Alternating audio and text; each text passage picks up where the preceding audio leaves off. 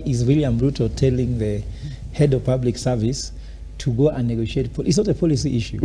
Pay the doctors. That's it. Do you know, man? It's a collective. Yes. It's whatever the doctors are out for is a CBA that No, was but- not agreed to. Tell It was them, signed. tell them to show us one politician who's not been paid. Forget about the thing of CBA.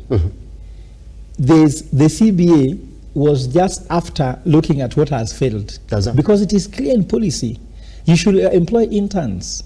How do you use and dump? Use and dump policy is something which is really painful. Unfortunately, Uhuru also did the use and dump policy because remember some of these guys were taken during COVID-19 Yes. when the country was choking. They came to volunteer to risk their life to try to salvage the situation, and then Yes. they were told, after all this, because COVID-19 was eating on the economy, we will employ you. It was a promise.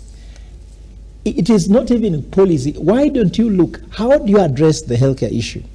And because I don't want to talk about it, let me ask you one question, Simba.